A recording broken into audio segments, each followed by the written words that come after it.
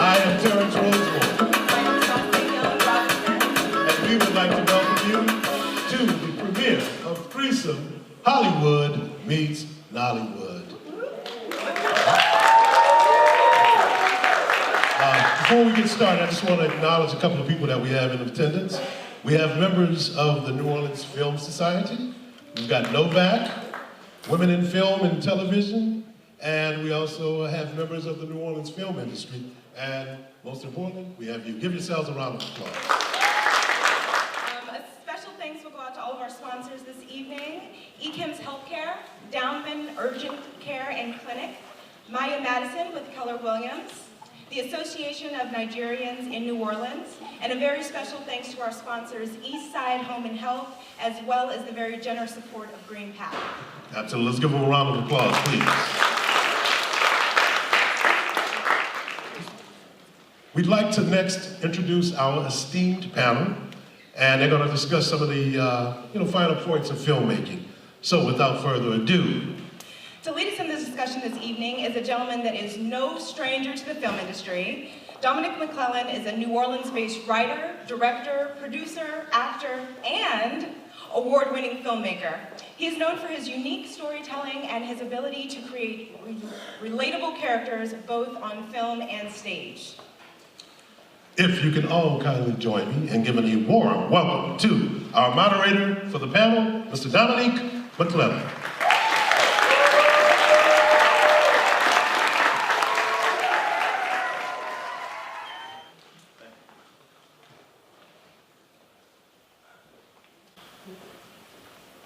How we doing tonight? It sounded a little lukewarm. Let's see if we can heat it up a little bit. How we doing tonight? That's what I'm talking about. You know, I'm just coming off of seeing Black Panther opening night. There we go. Now we're here. And and it's just amazing. The energy is carried over into this room. So it's just so beautiful. So thank you all for coming.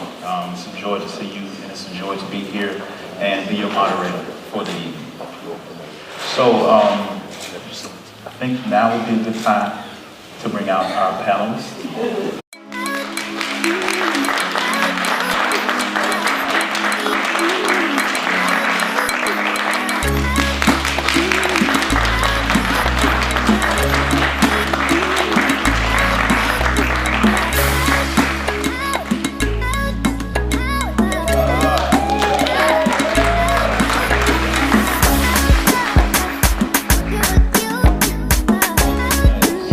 Man of the hour.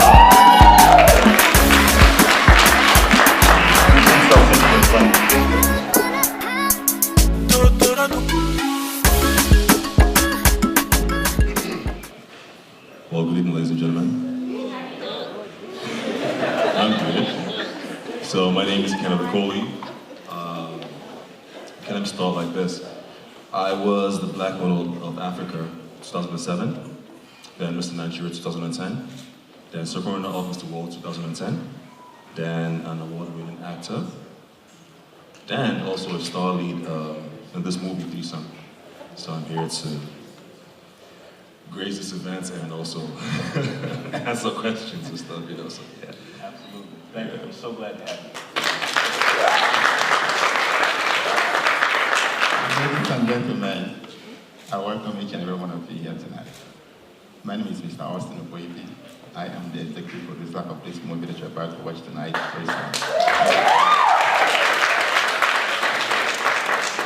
Good evening, it's me again.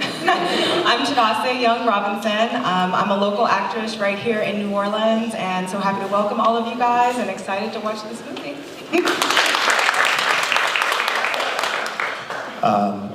I'm Lance Nichols, local actor, producer, acting coach.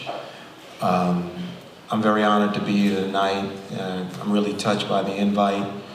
My wife and I own a production company called Lens Artist Productions. We co-produced our first TV pilot 2 years ago, and we will be having a pitch meeting with HBO in Los Angeles March 7th to see if we can get them to bite on it. Thank you.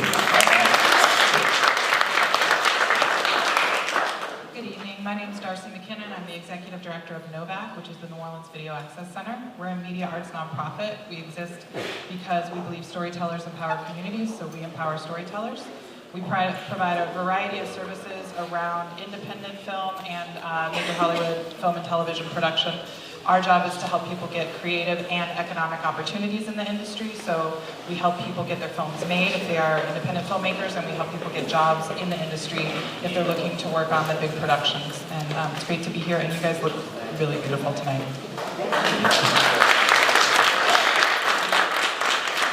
My name is Fallon Young. I'm the Executive Director of the New Orleans Film Society. We produce the Oscar-qualifying New Orleans Film Festival each October, which features about 240 films by 400 filmmakers in attendance, and it happens over 9 days. We also have a smaller French Film Festival, which opens February 23rd, and we produce a slate of professional development programs for filmmakers who tell the stories of our time, and we really focus on raising Louisiana filmmakers' voices, and in particular, diverse filmmakers. We have a mentorship program called Emerging Voices that pairs emerging filmmakers of color with mentors who help them get their projects off the ground. And next month, we also have a Southern Producers Lab that's going to teach sort of the business of film to young producers. So we're very excited about that. And I'm so happy to be here. I echo this in the you guys look amazing. All the looks on the red carpet were on point. One more time for our panel. All right, so you guys ready to kick things off? Let's get it. All right. So we are here tonight to screen a wonderful film, Threesome. But we're also here tonight to discuss Hollywood and Nollywood. It's a meeting of the minds of sorts.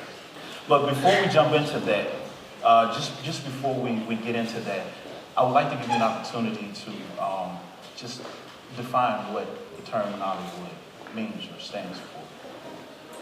Kenneth or Austin, if you would. Okay, I can start. Nollywood, by its name, just like Hollywood. Nollywood is a genre term that's used for movies that are produced in Africa, Nigeria in particular. You have Hollywood, for example, and you have Bollywood for India. And there's also Gollywood for Ghana. So Nollywood has been in existence for a very, very long time.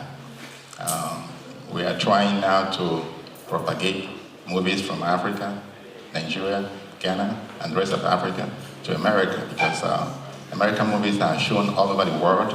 They're shown in Africa, they're shown in Nigeria. So we're trying to bring Africa to America at the same time and show African movies here in America. So that's why this movie is actually shown here, and we're trying to show it across the United States and then all over the place. So thank you very much.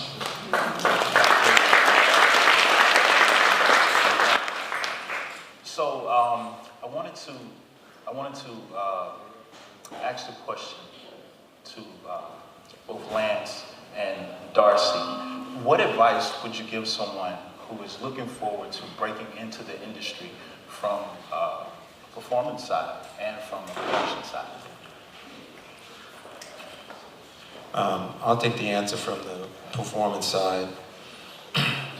I've been doing this for almost 40 years, and it has been a marathon, not a sprint. And I would say that make sure that this is something that you absolutely want to do, that is in your soul, that is in your gut, that you eat, live, and breathe it, because sometimes you will not have the support of your family and your friends. It's interesting, the entertainment business is the only business where family tends to discourage you from going into. If you wanted to be a doctor or a lawyer or a teacher, everybody would be very supportive of that. And that's because, whether it's fair or not, there's a different standard of what's considered excellence in the entertainment industry. You do not necessarily have to be a world-renowned lawyer, doctor, teacher to be successful. But in the entertainment business, unless your name is up on a marquee and everybody knows who you are deemed to be not successful. And I happen to know that that's not true because I've had a very consistent 35+ year career. I'm not an A-list actor, but I work all the time. And so I was fortunate. I did have the support of my family, and I have the support, and I've always had the support of my wife, who's actually sitting on the front row here. It's not easy being married to an actor. Not at all. We have lean times. We have times when we don't work. Early on in my career, there were many times where I had to get a regular job because we had kids. And my wife is not the kind of woman that's gonna take care of no man. So make sure it's something that you really want to do. I mean, now I'm starting to see the fruits of my labor and the time that I put in, and both she and I are enjoying this time together. But it has been a marathon. And sometimes there were a lot of hurdles that were thrown in the way. But I had the support of her, true friends, and family. So think about that, because it's not all a bed of roses. These people that get a break, that's more the exception than the rule. Don't think that's how it works all the time. Because you can get a break like this and maybe emotionally you're not ready for it. You're not prepared for it. So you got to be grounded spiritually. No matter what that is, no matter who your God is, you got to be grounded because people are always going to dangle carrots in front of your face. And you got to be willing to look at them and say, no, I will not be compromised. And be comfortable with that. Thank you.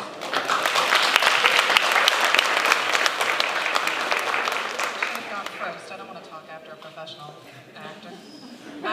In terms of getting a job behind the camera and production, there's a variety of different pathways because there are so many jobs. I generally describe production as we're making a fictional world, and there are almost as many jobs in the making of the fictional world that are exactly the same as the jobs in the real world. So there's a huge diversity of jobs in production. They are loosely categorized as what's called above the line and below the line. Above the line refers to the people who are talent. Not that everybody is talent, but the talent tends to be your actors, your directors, your screenwriters, your producers, the people who get their credits at the front of the film. And then there's what's called the below the line crew, which are the people who get their credits at the back of the film. And those are everything from camera operators and cinematographers to lighting technicians to makeup and hair artists to set construction people to accountants to production office staff. And if any of those things interest you, the pathways are slightly different. If you're interested in above the line, producing, directing, screenwriting, film school is a great way to go. A lot of that work happens in Los Angeles, even in the United States. There are a few itinerant producers who are making stuff happen from nowhere, but a lot of that work does still happen in LA and New York. And you can learn those crafts very well in film school and make great connections. If you're interested in working in the below the line crew, you can just get a job. That's one of the things we do at Novak is help people get their foot in the industry. It's a journeyman type industry where you learn on the job, and you really just need to research the departments, point yourself in the direction you want to go. And today in New Orleans, there are over 15 productions going on in town. There are jobs available. And so you can always contact me. You can also contact the unions and see where there are gaps in their crew base. And if you're interested in working right now for the foreseeable future, you could work every day.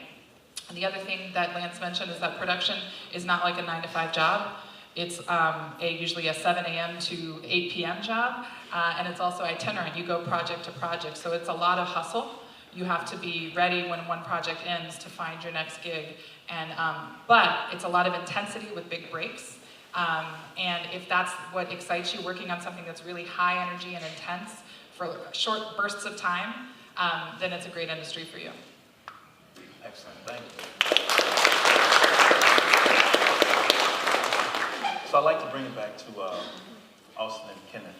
What's can you kind of, since we've kind of got an idea of how one would integrate themselves into the industry, what's the process, what has the process been like for you to create a film project, and what has the experience been like for you to be in a film such as Threesome? Okay, well, it's been an amazing experience. It was an amazing experience. Let me start by this. I started my film, my acting from 2010, you know. So along the line, I actually grew, you know, in the industry and stuff, you know. So it's been an amazing experience, you know. All that training, because like you said, it's actually something you can learn on the job, you know. Though like it's not easy, because you still have to like, you know, get more training from professionals like in film school and stuff, which I did. So when it came to threesome, which is a very emotional and challenging character for myself, I had to factor all of that because I had to do some research and stuff, because that's something I do when it comes to like, you know, whatever job it is. Even if it's porn, I'm just joking. You know, I still need to do like, know my A's and ABC about it and everything, you know what I'm saying? So that's something I factored into this movie as well, and every other job I've done, you know? So threesome, like the name says, is actually a very, very interesting movie, interesting production, you know? Does that answer your question? Absolutely. Okay. I can add. Just to add a little bit to what he said, I heard Ms. Darcy and Lance said something about make sure this is what you want to do, you know, because the movie that you're about to watch right now, the character that he played is, you know, was something that's very emotional. You know, he had to think about it. You know, it's something that, you know, for you to place yourself in that character, you must make sure that this is something that you want to do, something you want to be, you know, in that character. And you have to, once you make that decision that that's what you want to do, that you want to play that character, you have to bring it to life. Because you want to make the audience believe that this is actually happening. You know, so believe in yourself, believe in what you do, and then do the rest to God. Thank you. Yeah, to add, sorry. You're done? Okay. So to add on to what you asked earlier before, you asked this one too. Going into the film business is actually not easy. No business is easy. Even asking a girl out is not easy. Because some of y'all are difficult. Yeah, you know what I'm saying? So it's something you have to like do research on. You have to want it. You have to be passionate about it. Because when I started acting, my father was like, no, I paid your school fees. You have to be either a banker or a marketer. I'm not taking entertainment from anybody in this family. And I'm the first son, the firstborn. So, you know, back in Nigeria, we don't play with first child. You have to be responsible, bring in the cheese, that's what I want to see. Success, all true. And I'm like, Dad, man, I actually love this. This is something I want to do. He don't care. Until then, I started like, you know, featuring in big movies, bringing in big cash, buying stuff for the house, buying goats for the house. And my father was like, who bought that? It's your son. Good job, my son. That useless son. Because in Nigeria, right, sorry I'm deviating a bit, but in Nigeria, right, if the child is misbehaving, he or she is the mother's child. But when he's successful, he's the father's son. Next thing, oh, my son. You understand? So that's something I did. You know, I wanted it, I worked for it, I practiced for it, and the result came. So that's something I advise anyone who wants to go into the film business. It's not just movies or just going on screen to like, you know, take a selfie. No, it's business. So for every business, you have to do your research for it. You know, do what it takes to get it done. You know. Yeah. I think it's great that those principles are not specific to any one region. You know, it's across the board. Like, and really with anything that you want to do, it's like those principles apply. So, I wanted to give Tadase an opportunity because we were speaking backstage, and I think this is a good moment about training. Yes. You know, that's something that is sometimes lost, how important training is to an actor, really training for anyone who is striving to achieve greatness or whatever they perceive to be greatness. But specifically for an actor, training is very important, and it definitely ties in to what Kenneth was alluding to as far as like doing your research, putting in the work. So just kind of give us what you gave me backstage when you were speaking about training. Sure, no problem. I'm a stickler for training. It is like any other career. Acting is a professional career. You would educate yourself to be a doctor. You would educate yourself to pursue law. We educate ourselves to pursue acting to be the best that we can be. And though everyone trains at different capacities, I train every single week. I feel like I train like an athlete, like a sport, and that's how I think people should approach it. Just like Lance was saying, there are people who have those big breaks. If they're ready for it, God bless them, but chances are they may not be. But there is more to it than just someone saying lines. There are so many pieces to the puzzle. Like they were saying, you have to think about, you have to know the vocabulary that is on set. You have to be a responsible actor. You're responsible for blocking. You need to know about your eye lines. These are things that take up time, therefore money, when you're on set. And if you'd like to work consistently, you will be efficient and on time. Training can teach you all of that, as well as being able to access different parts of your own internal self to be able to develop these characters. We all have these different parts and characters in us, but to be able to pull them out at a moment's notice is not something that you can just do on a whim, especially when you're talking about emotional roles. And that, trust me, crying on cue is not something you just wake up and start doing. That takes something, because you're not talking about one time, you're talking about take after take after take after take after take. You have to bring it. And there's nothing like being on a set with actors who aren't as trained. You're gonna be there for a while.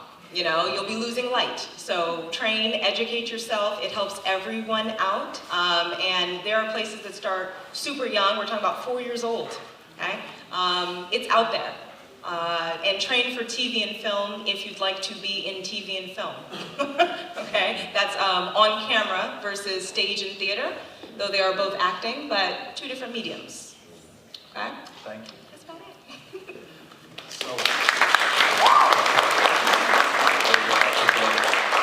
So my next question, I'd like to direct to Ms. Fallon, and I'd also like to direct this question to Austin, because I would love to have both perspectives. So my question is, and again, you know, coming off of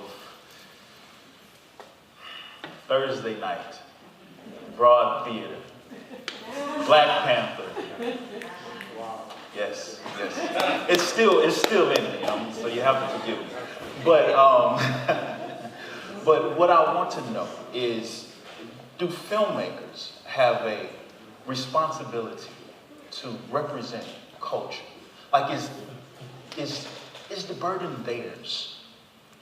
And should creatives also find a way to give back through the art that they make? Oh my gosh, that is such a meaty question. You know, I think that filmmakers tell the stories of our time. That is what they do. They automatically reflect culture because their creativity is a product of how they, you know, interact with their environment, the influences of their lives, of their situations, of pop culture. You know, it's inherent in storytelling that they do that. You know, to do it responsibly or ethically, you know, that's a harder question, right? Because, you know, this business is monetized, and sometimes that puts pressure on people to shape their art in ways that, you know, that may veer a little differently than what their heart might want. But I don't think that those things have to be a dichotomy, a total one or the other. I think, you know, culturally we're hungry for stories that are diverse and reflective of our world and our experiences. And so more and more filmmakers are able to be, you know, financially successful at telling their own stories, about telling things that, you know, their truths and things that really resonate. So do they have a responsibility? Sure, I think, you know, we all want to give back, you know, when we create. But I think audiences also have a responsibility in that audiences should support and be hungry for art that they feel, you know, is shaping the world that we live in. Because, media shapes our culture in the same way it is shaped by our culture. I don't know if that. Yes.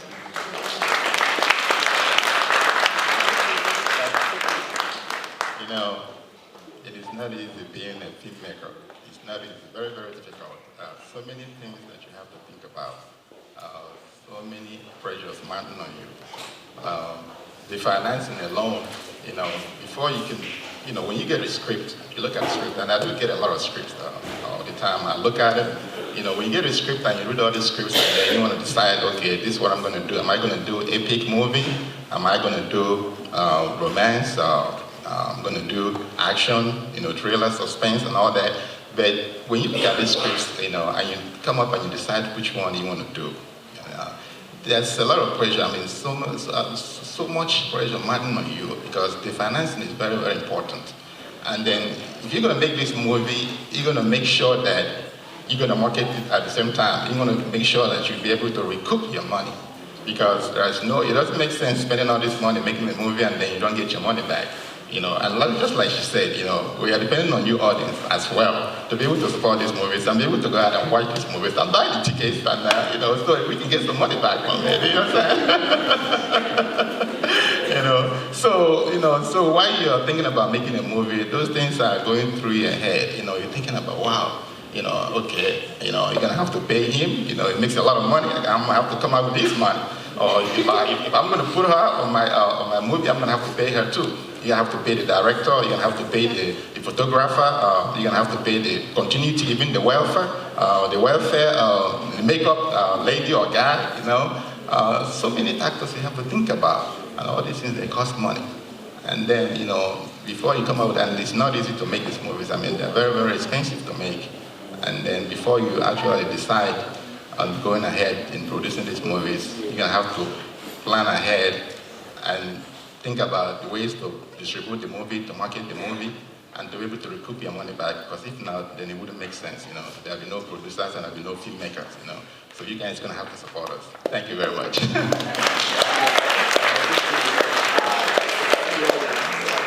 So I venture to say financing is a very, very big and important thing when it comes to getting your project off the ground.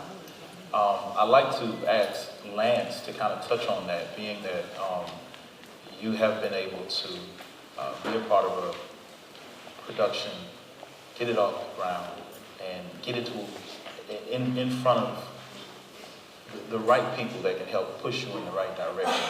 Just give us a little insight on how important that financing is and how you were able to circumvent some of the pitfalls. Well, what a lot of people are doing now, instead of trying to raise capital to do an entire feature-length film, they're putting together what they call a teaser or a trailer. And how our project came about 3 years ago, I was sent an email by a young man from here who identified himself as a local filmmaker. And he told me he had written a treatment for an idea that he had on a series. And he wanted to send me the treatment to read because he thought I'd be the right person to play the lead role. He said, but before I do that, since you're not familiar with my work, I've shot maybe 5 or 10 short films, and I've included the links to my shorts. Take a look, and if you like what you see, get in touch with me. And I get sent stuff all the time, and 90% of it is trash, to be perfectly honest with you. And 10% of it is really, really good. So I looked at the 4 trailers that he sent me, and I was blown away. I'm attracted to story first and character 7. And every one of the 4 trailers that he sent me, the stories were phenomenal, the direction was awesome, the acting performances were solid. I then asked him to send me the treatment. He sent me the treatment. It was about 9 pages. And when I read it, the hair on my arm stood up. I said, oh my God, this is the role I've been waiting 35 years to play. So in the summer of 2015, we went into production here. We shot over a period of about 7 days with the thought of it being a web series. We're going to have it be a web series. We entered the 9 minutes that we shot into the New Orleans Film Festival that year, and it just blew up. And sitting in the audience that night at the screening was an actress whose husband is a tax broker. he brokers film credits here in Louisiana. And she was so excited about what she saw, she went home and said, I found a project that I think we should put our money behind. And so they reached out to the co-creators of the thing that we shot and said, how much would it cost to do this as a 1-hour pilot? Some numbers were crunched, that figure was presented to them, and they came back and said, okay, we'll fund the whole thing as long as my wife gets to play one of the roles. And we said, okay, and at that point I told my wife, we're coming on as co-producers. Since I have the lead in this film, we came on as co-producers and casting directors. We reconvened in the summer of 2016, shot additional footage to go along with what we had shot the year before. And then once we had that edited together, we started submitting the pilot to different film festivals. And one of the festivals that we got accepted to was ITV Fest in Vermont. ITV Fest is the second largest festival of nothing but TV shows. No features, just TV shows. We went up to Manchester, Vermont in October, and out of over 300 films that were shown at TV things, we won Best Drama.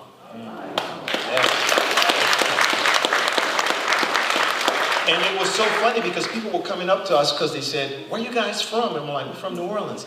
And you shot this in New Orleans? Like, yeah, we know how to do stuff like that. You know? So we won Best Drama. And as a result of winning Best Drama, we were promised a pitch meeting with HBO, which we're going to have March 7th in LA. So we were more the exception than the rule. We didn't have to really scrape around for money. We just had a product out there that somebody believed in, right, who had the capital and said, I want to get behind this. Right. It doesn't happen like that all the time, though. Absolutely. But, you know, you definitely raised a really good topic, and that is film festivals. You know, and I would love to just ask Darcy to touch briefly on how important it is for a filmmaker who is definitely serious about moving forward in their career. How important are film festivals? I'm actually going to punt to Fallon, but I would say vary. But I would say not every festival for every film. I think one of the challenges we see a lot of rising filmmakers make, especially of an independent film, is finding the right film festival. So a lot of what Fallon and I will both do when we talk to independent filmmakers is help them gauge, what is your film about? Is this a women's film? Is this a film that addresses the African diaspora? There are film festivals around the country there's Urban World in New York, and there's Black Star in Philadelphia, and then there's the American Black Film Festival in Miami. You should be targeting your applications to film festivals that are looking for films or television series that you are making, and not just blanketing your applications to those. When you go to those festivals, you're gonna meet people who are looking for pilots that they want to fund.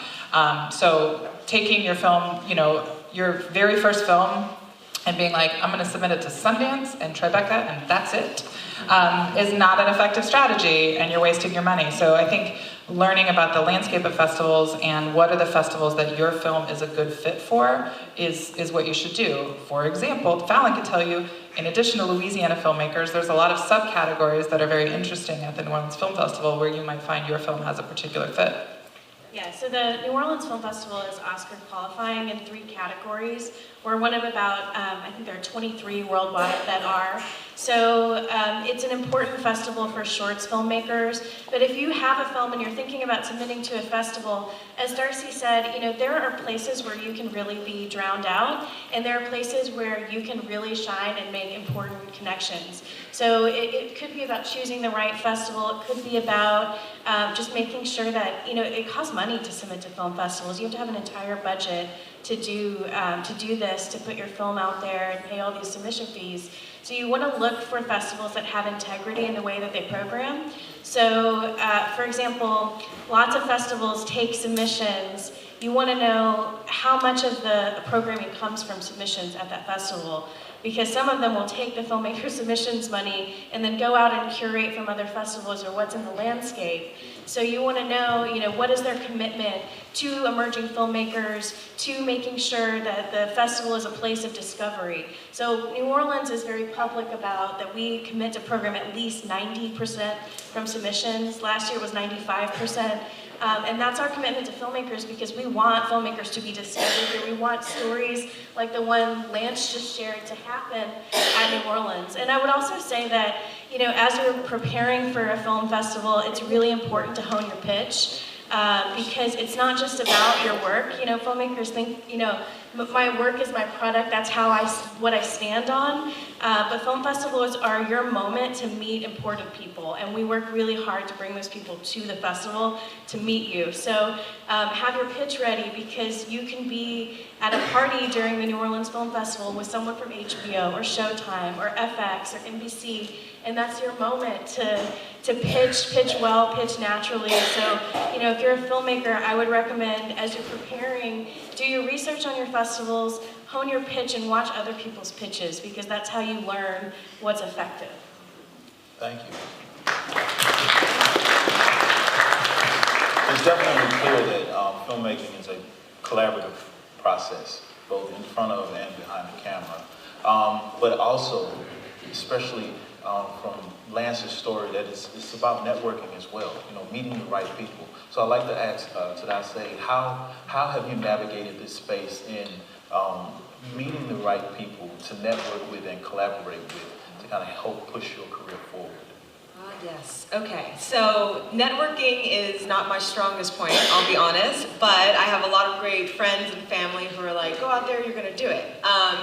You cannot be scared to introduce yourself to people and tell them exactly who you are and what you're about. As strange as that sounds, in this industry it's a little bit different, because you're not really sure who's who and to what capacity, and you just meet all these people and it's great, but we have so many people who come down to New Orleans for a variety of things. Myself personally, I try and get out there, I try and stay active on social media, I try and meet as many people as I can and just let them know what I do. And obviously then, if you're going to put yourself out there, then your social media has to match. I think some people drop the ball on that. You want to tell people how great you are, but then your social media is like a different image. Image is everything. Branding, make sure you're on top of that. But yeah, just putting yourself out there, meeting everyone, shaking hands, and letting people know that you're serious and you're about it. Excellent. Thank you. And I just want to put into that I think Hollywood is small, but in New Orleans, it's an incredibly small community, and people know each other, and they know your name, and we make recommendations. People call me to ask questions about acting. I refer them to Lance. People call Lance to ask questions about production. He'll send them to me. We work together across projects throughout the industry, and people remember your name. So don't be rude to the intern, because the intern may be the producer one day. And so it's really important to have good relationships across the community. People remember and people recommend. Thank you. Austin, is it the same for Nigerian filmmakers? Those principles, is that something that's held on to, in your opinion? Collaboration is really, really important in Africa in general, because when you come to Africa, they have different countries. They have Nigeria, they have Ghana, they have Sierra Leone, they have all these other countries. So what happens is that they have a lot of actors and actresses in all these countries. Say, for example, Nigeria, Nollywood is really, really big in Africa. It's really, really big. They have a lot of actors and actresses in Nollywood, for example. In Gollywood, in Ghana, they have few, not a whole lot of them. And what happens is that for them to actually shine, they have good actors and actresses there, but what happens is that for them to showcase their talent, they're gonna have to merge with, Nollywood, like Nigeria, that's got a lot of, producers, directors, and actors and actresses. So what happens is that, what we do is like we try to match, match the actors and actresses from Ghana with Nigeria, or even South Africa or Sierra Leone, and we mix them together and we get a good product, and that enhances them, that kind of propagates them and puts their face out there, all across the world. So that's what happens. Yeah, but collaboration is very important. So it's more like sorry. So it's more like I have a budget for a movie, but it's not up to, and you also want to like, produce a movie as well. So it's in our best interest that we actually come together and like, finance it to make it bigger. Because let's say I have like 80%, you have 80%, so that means like we have more than, what we plan for this particular project. That means we can make it bigger. That means we can have like, an extra star to feature in it. We can actually get like a better camera or better equipment to actually, shoot this. So it's in Nollywood, it's what's happening now. Partnership. Most directors are coming together to do this. We have Nigerian directors, Nigerian producers. We have Ghanaian producers who actually come to Nigeria to film. We have Nigerians who go to Ghana to film. We have Nigerians who go to South Africa. We have South Africans come to Nigeria. So like people actually come together to like, put heads together, put finances together, form a team to make this dream or this project bigger. So that tomorrow everyone can eat. So that's what's about now. Unless you have, connects who could actually like, call you and finance it and want to put their wives in it. My project, your grandmother, your driver, your dog can be in the damn thing. So come on, sponsor. So in Hollywood, it's very, very common for productions to be filmed outside of the United States. Is it the same for Nollywood? Sorry, say that again? So in Hollywood, it's very common for like a production to be filmed, let's just say in Australia or in Canada, let's just say to cut costs. Is that same principle employed in Nollywood? Well, in Nollywood, like you live in Nigeria, to film outside of Nigeria is actually considered expensive because you have to consider the logistics alone. That's very expensive already, you know what I'm saying? So, I mean, for us, it's actually cheaper in Nigeria. Location-wise, you get to pay for everything. You understand? It's cheap actually, but like it's a lot more economical for us to do things that, in terms of, it depends on the story though. It depends on the story, it depends on the location of the story. Let's say you want like a skyscraper that revolves and everything, you find that in London. If you want like a hut, a village setting, like, agriculture, farmlands and everything, you can find that in Nigeria. So it all depends on where your story drives to, like where you have the dream to shoot. Depends on the scenes. So, yeah. Are tax incentives something that is common for filmmakers in Africa? Well, it is everywhere. Yeah. It is everywhere. Pay your tax. They come for you. Just pay the damn thing. Let it go. I got you. Well, not to cut you off, they have a lot of tax incentives in Africa, for example. They know that movie making brings a lot of jobs. It creates a lot of jobs.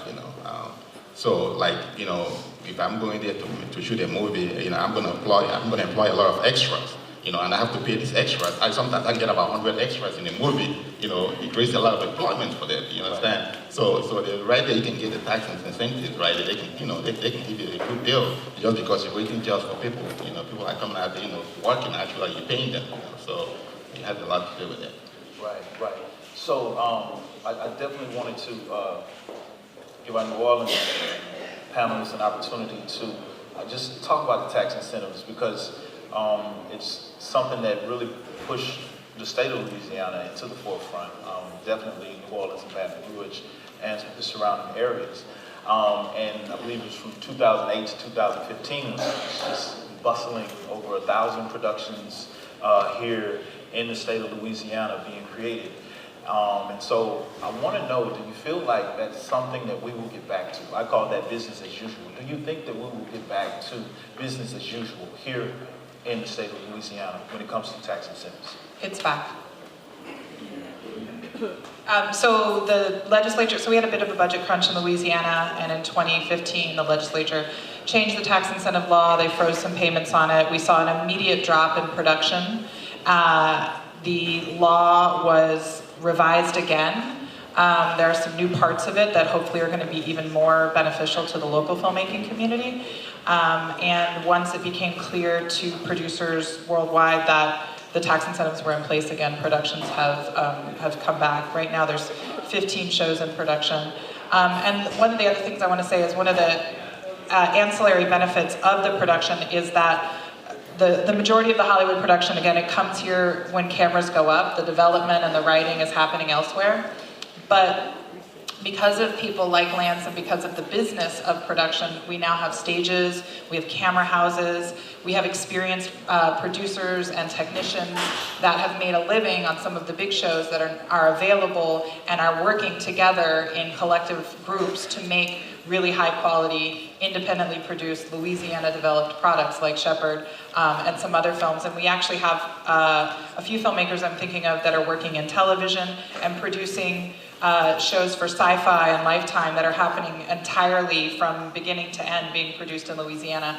So one of the things that's been nice to see is the big shows are great because they bring lots of jobs and opportunity, but it's also nice to see it have a benefit on the independent filmmakers and their ability to make their projects. And to just add to that, there's a huge studio coming up on the West Bank in Algiers, Deep South Studios. The investors are Chinese. They wouldn't be investing in something if they didn't know something was going to happen. So yeah, I feel like we're not quite back all the way, but we're getting back. Because we were flatlining a couple of years ago. Everybody was looking to leave and go to Atlanta.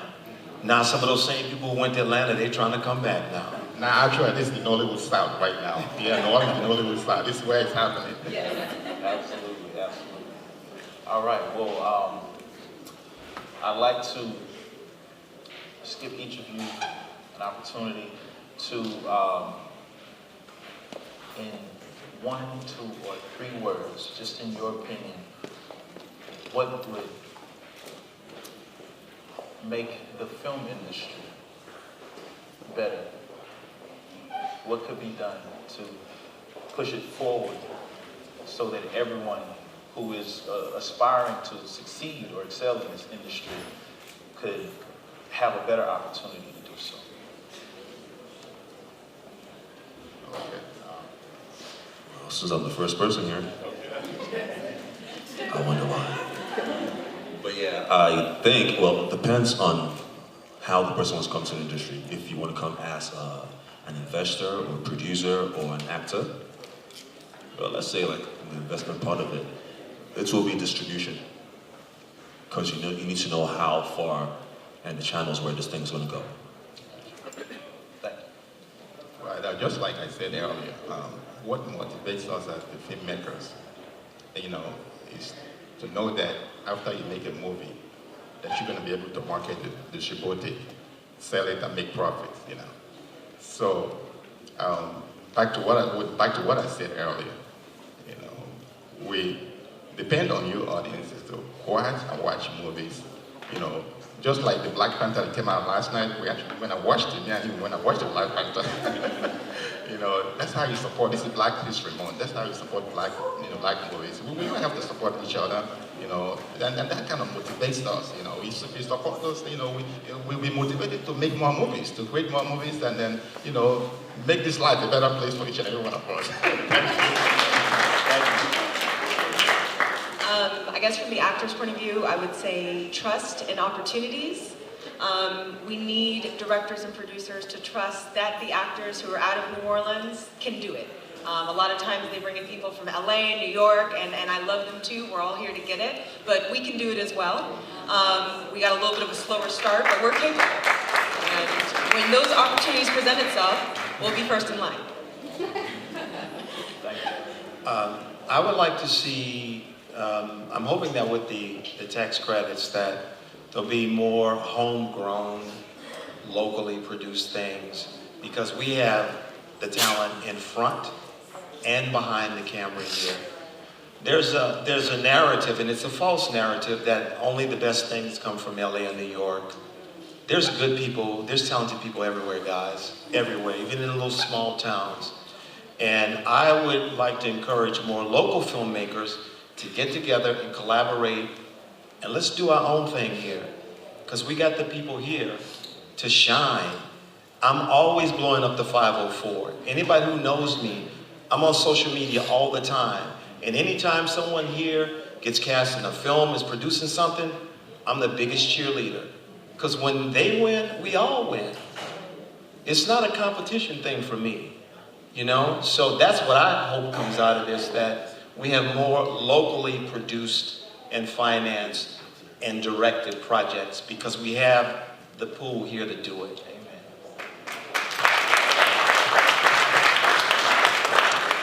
What he said, and more female filmmakers, more filmmakers of color, more LGBT filmmakers, more people from the American South, more people from the Global South, and the money to do it. So producers and executives that represent underserved communities and people from traditionally underserved backgrounds, because for too long, the power to tell those stories has been in the hand of a very select few. We know that Black Panther and that Moonlight and that some of the best films that have been created over the past few years have been created when someone invested in someone whose voice wouldn't have been invested in 10 years ago. So as someone who appreciates film and helps filmmakers, I'm really excited to see what's happening in Hollywood and how that can trickle down, or how we can generate from the swamp up here in New Orleans and the American South. Everything Darcy said. Can we clap for that one more time because it's so important? I would also say that we have a lot of, just a huge amount of talent here in New Orleans, and what we're lacking are people with producing skills and who have an interest in being just a producer. Often directors are producing each other's projects because there aren't people with those skills and desires to produce those projects, and it's a different skill set and it's a different desired career path.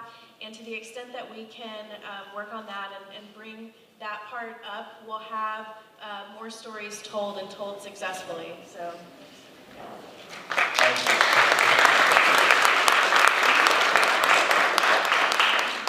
Well, unfortunately, this is a conversation that could go all the way over into tomorrow. Yes. But we do have a film to get to. So this will conclude our panel discussion. I'd like to thank Kenneth, Austin, Lance, Darcy, and Fallon for your insight, for your words, and for your positive energy tonight. Thank you.